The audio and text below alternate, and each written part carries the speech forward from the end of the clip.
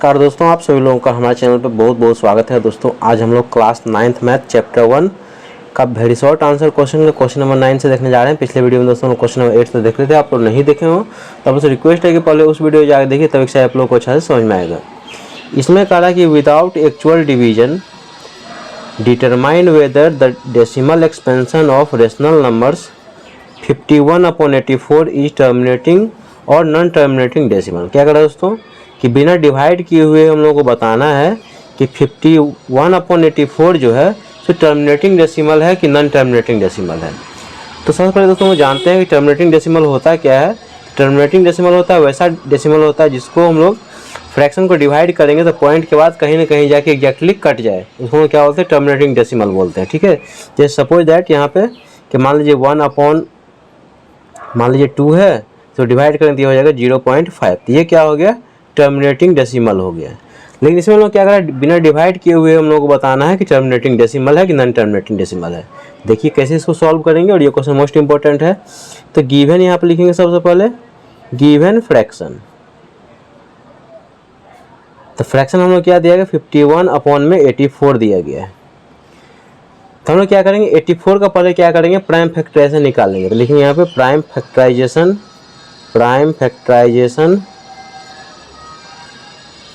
Of 84। देखिए यहाँ पे 84 का हम लोग प्राइम फैक्टराइजेशन निकालेंगे तो ये हो जाएगा, हम लोग को 2 से डिवाइड करेंगे तो ये हो जाएगा हम लोग को 42, 2 से फिर डिवाइड करें तो हो जाएगा 21, फिर 3 से डिवाइड करेंगे तो हो जाएगा 7, और फिर 7 से डिवाइड करेंगे तो हो जाएगा 1। इसका प्राइम फैक्टर हो जाएगा 2 × 2 × 3 × 7। तो आप इसको लिख सकते हैं कि 2 का पावर 2 × 3 × 7। अब इससे आगे देखिए, अब यहाँ पे दोस्तों देखिए लिखेंगे हम लोग for terminating decimal in denominator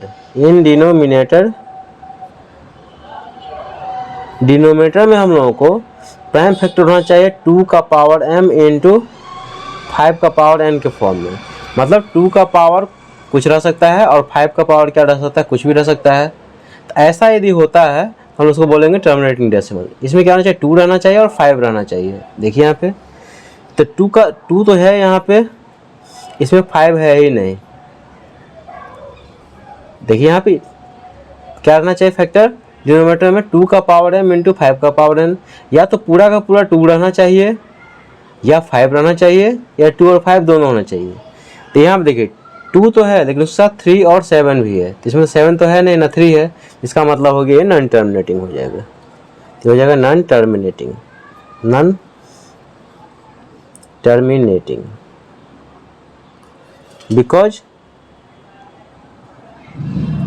it is not a form of 2 का पावर m × 5 का पावर n। ये इस फॉर्म में नहीं है, इसीलिए क्या हो जाएगा, नॉन टर्मिनेटिंग डेसिमल हो जाएगा। आई होप दोस्तों क्वेश्चन नंबर 9 आप लोग को समझ आ गया होगा। इसमें दोस्तों हम लोग करना क्या था, डिनोमिनेटर का हम लोग प्राइम फैक्टराइजेशन निकालेंगे। प्राइम फैक्टराइजेशन निकालने के बाद देखना है कि 2 का पावर m × 5 का पावर n के फॉर्म में है कि नहीं। यदि ऐसा है तो टर्मिनेटिंग हो जाएगा, नहीं होगा तो नॉन टर्मिनेटिंग हो जाएगा। अब इसका नेक्स्ट क्वेश्चन देखिए, क्वेश्चन नंबर 10। देखिए यहाँ पे क्वेश्चन नंबर 10 का है सिंप्लीफाई करने के लिए 32 का पावर 1/5 प्लस -7 का पावर 0 प्लस 64 का पावर 1/2। तो यहाँ पे लिखेंगे सबसे पहले गिवन, देखिए 32 का पावर 1/5 प्लस ये हो जाएगा -7 का पावर 0 और प्लस 64 का पावर 1/2।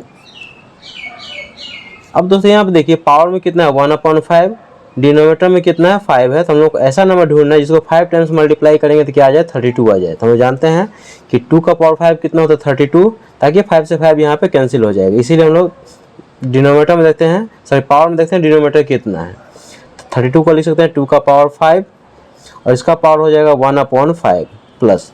अब दोस्तों यहाँ पे देखिए -7 का पावर 0 है। तो हम लोग जानते हैं कि a⁴ = क्या होता है, 1 होता है। किसी चीज़ में पावर यदि 0 रहेगा तो रिजल्ट कितना हो जाएगा, 1। ये हो जाएगा 1। अब प्लस, अब यहाँ पे देखिए पावर में कितना है 1/2, डिनोमिनेटर में कितना है 2 है। तो ऐसा नंबर देखना है जिसको 2 टाइम्स मल्टीप्लाई करें 64 हो जाएगा। तो 8 का स्क्वायर कितना होता है 64, तो इसको लिख लीजिए 8 का पावर 2 और इसका पावर 1/2। नेक्स्ट स्टेप देखिए, अब क्या हो जाएगा, पावर से पावर क्या हो जाएगा, मल्टीप्लाई हो जाएगा, क्योंकि हम लोग जानते हैं कि a to the power m और whole to the power n equal to होता है a to the power m n होता है। तो हो जाएगा 2 का पावर 5 इंटू 1/5, फिर प्लस ये 1, फिर प्लस ये 8 का पावर हो जाएगा 2 इंटू 1/2। देखिए 5 से 5 यहाँ पे कैंसिल, ये 2 से 2 यहाँ पे कैंसिल। तो ये हो जाएगा हम लोग को 2 का पावर 1 आप प्लस 1 आप प्लस 8 का पावर कितना हो जाएगा 1। नेक्स्ट स्टेप देखिए, तो 2 का पावर 1 तो 2 ही हो जाएगा, प्लस ये 1 प्लस 8 का पावर 1 8 हो जाएगा। तो 8 और 1 9 और 2 11। तो ये दोस्तों इसका फाइनल आंसर हो जाएगा। क्वेश्चन नंबर 10 का आंसर कितना हो जाएगा 11 हो जाएगा। आई होप दोस्तों क्वेश्चन नंबर 10 भी आप लोग को समझ आ गया होगा। बहुत आसान है, इस तरह क्वेश्चन आप लोग खुद से भी सॉल्व कर सकते हैं। अब इसका नेक्स्ट क्वेश्चन देखिए, क्वेश्चन नंबर 11। देखिए यहाँ पे क्वेश्चन नंबर 11 कह रहा है कि if a equal to 1 b equal to 2 then find the value of a to the power b plus b to the power a whole to the power -1। Just यहाँ पे दोस्तों क्या करना है, a एंड b का value put करना है। तो लिखेंगे यहाँ पे गिवन a इक्वल टू 1 दिया गया है और b इक्वल टू दिया गया है 2। लिखेंगे नाउ हम लोग वैल्यू निकालना a to the power b plus b to the power a और इसका पावर कितना है -1। तो जस्ट यहाँ वैल्यू पुट कर लिए। देखिए a का पावर b है तो a का वैल्यू कितना है 1, इसका पावर है b तो b का वैल्यू कितना है 2, प्लस b का पावर है तो b कितना है 2, इसका पावर कितना है a तो a का वैल्यू कितना है 1 का पावर -1। यहाँ फिर समझिए कि a to the power b plus b to the power a whole to the power -1 का वैल्यू निकालना, तो पहले a का वैल्यू रखे तो a का वैल्यू 1, ये 1 हो गया। का पावर b है तो b का वैल्यू हो गया 2, प्लस b का पावर तो b है 2 a है 1। आगे देखिए तो 1 का पावर 2 हो जाएगा 1, प्लस 2 का पावर 1 हो जाएगा 2 का पावर कितना होगा -1। ये हो जाएगा 1 प्लस 2 हो जाएगा 3 का पावर -1। अब दोस्तों यहाँ देखिए पावर क्या है नेगेटिव, तो हम लोग जानते हैं कि a to the power -1 equal to क्या होता है 1/a होता है। ऐसे समझिए कि a to the power -m equal to क्या होता है 1/a टू द पावर क्या होता है m होता है। इसका मतलब क्या हो, बेस क्या होता है रेसिप्रोकल होता है और पावर क्या होता है पॉजिटिव हो जाता है। तो बेस यहाँ पे कितना 3 है तो इसका रेसिप्रोकल करेंगे तो 1/3 का पावर कितना हो जाएगा 1 हो जाएगा। इसको ऐसे समझ सकते हैं, देखिए कि 1/a to the power -m equal to 1/a to the power m है ना, तो आप इसको ऐसे लिख लीजिए 1 में बेस क्या है 3 का पावर कितना 1 हो जाएगा, पावर पॉजिटिव। तो फाइनल हो जाएगा 1/3 का पावर 1 हो जाएगा 3। ये दोस्तों इसका फाइनल आंसर हो जाएगा क्वेश्चन नंबर 11 का। आई होप दोस्तों क्वेश्चन नंबर 11 भी आप लोगों को समझ आ गया होगा। बहुत आसान है, इस तरह क्वेश्चन आप लोग खुद से भी सॉल्व कर सकते हैं। अब इसका नेक्स्ट क्वेश्चन देखिए, क्वेश्चन नंबर 12। देखिए यहाँ पे क्वेश्चन नंबर 12 का है इवेलुएट करने के लिए 2 to the power n plus 2 to the power n -1 upon में 2 to the power n plus 1 minus 2 का पावर n। और ये क्वेश्चन दोस्तों काफ़ी इंपॉर्टेंट है, देखिए इसको कैसे सॉल्व करेंगे। तो यहाँ पे लिख लीजिए गिवन, देखिए 2 का पावर n प्लस 2 का पावर n -1 अपॉन में ये 2 का पावर n प्लस 1 और ये -2 का पावर n। अब दोस्तों यहाँ पे देखिए पावर क्या है माइनस में है और पावर यहाँ पे क्या है प्लस में है। तो हम लोग जानते हैं कि a to the power m into a to the power n equal to क्या होता है a to the power m plus n।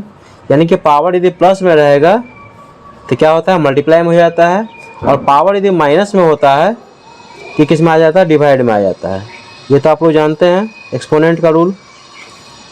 इसी दोनों फॉर्मूला का दोस्तों यहाँ पर हम लोग यूज करेंगे। देखिए कैसे, कि 2 का power n as it is plus ये समझिए कि m है और ये है n है। देखिए a to the power m minus n, देखिए a to the power m minus n, इसका रिजल्ट क्या हो जाएगा a का पावर m डिवाइडेड a का पावर n। ये हो जाएगा a कितना है यहाँ पे बेस यानी कि 2, ये 2 का पावर हो जाएगा n अपॉन में 2 का पावर कितना हो जाएगा 1 हो जाएगा। देखिए a to the power m minus n, a to the power m divided a to the power n हो जाएगा अपॉन में। ठीक इसी तरह से देखिए a to the power m plus n, power plus में है तो ये मल्टीप्लाई में आ जाएगा, तो ये हो जाएगा 2 का पावर n इंटू 2 का पावर 1, 2 का पावर n इंटू 2 का पावर 1 और ये -2 का पावर n।